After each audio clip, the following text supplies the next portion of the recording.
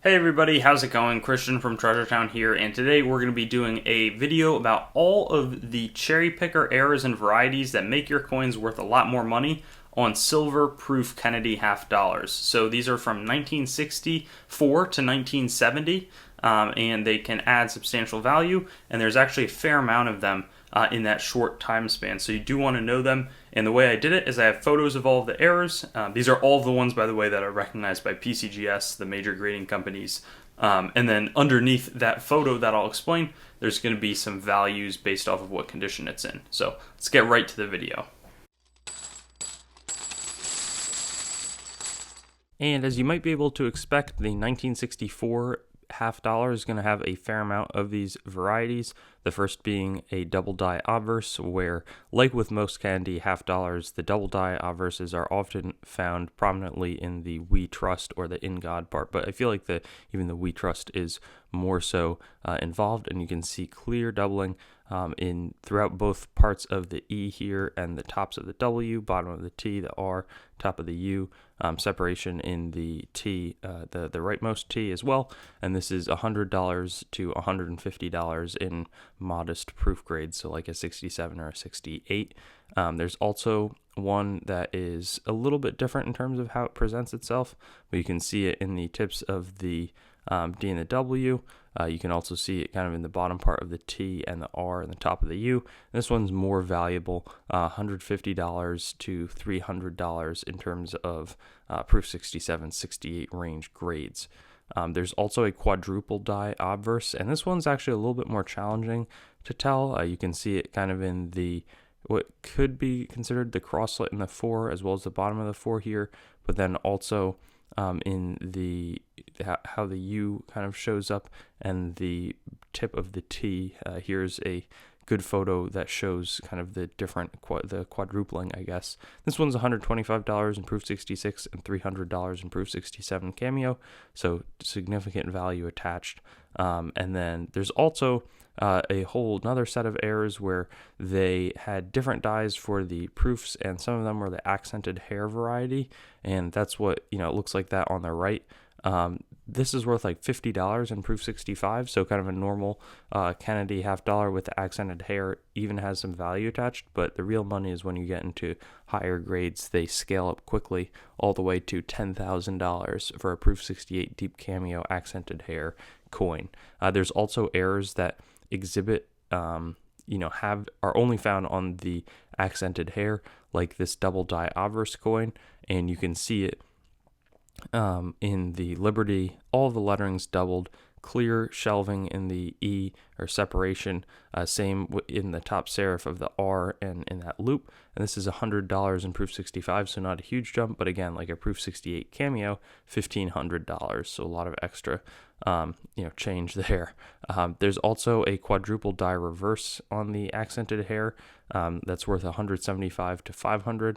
Not quite as much money, but you can see it clearly in the stars on the reverse, kind of the bottom two, or maybe like it's not quite in the bottom, but it's like the two lower ones, the points of the star.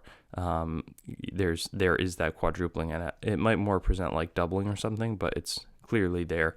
You can also see it a little bit. No, I wonder if that also carries over. It looks like there's a little bit of separation in the top of the L and the D. Actually, I do think that that's the case. And then there's also 1968S. We jump ahead a little bit. You can see the doubling clearly in the bottoms of the I and the N, and then also clear separation in the S, in the outcropping in the S, and then a little bit in the T's. But this one's not super valuable, $60 for a proof 65 and $125 for proof 68, but still good to be on the lookout for. There's also one to look for on the reverse of the coin, a double die reverse, and you can see it a little bit in the tips of the lower parts of the letters here. It's not super significant in terms of the separation, but it's definitely there and good to look for. This one's about $50 in proof 63, $100 in proof 65, and then $150 in proof 67. Then we get to the inverted mint mark. The middle one is a normal mint mark, and the side two are the errors. And this one I think is more clear to explain because it basically is flipped upside down, where the cut short serif that should be kind of at the top and is a little more flat is going to be on the bottom, and then it's like a top heavy mint mark.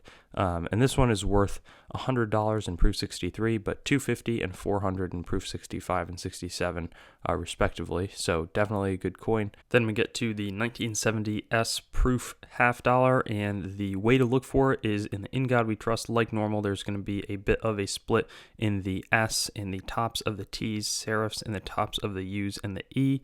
And then after that, you can also check out in the Liberty in that T, there should be a notable split in the serif in the upper right hand, in basically the northeast of the T.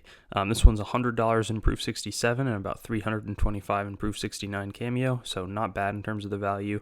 There's also one where you can search for kind of all throughout the In God We Trust. You can see in the bottom of the I and the N there, there's significant bars in the W and the right of the T and the R and the U and, the whole trust word. Proof 67 is going to be about 150. And then we're going to wrap things up with the 1992. They started making silver 90% proofs again, and this one has a double die obverse. The trust has clear separation here, a little bit of a bar on the bottom of the E, but the right parts of the T, the R, are all, have that separation as well. So proof 68 deep cameo is $100. Proof 69 deep cameo is $250. But I think that there was an auction a little while back at $2,500. So I don't know how the price that PCGS listed has really shifted. But that concludes. There's a lot of good errors to look for.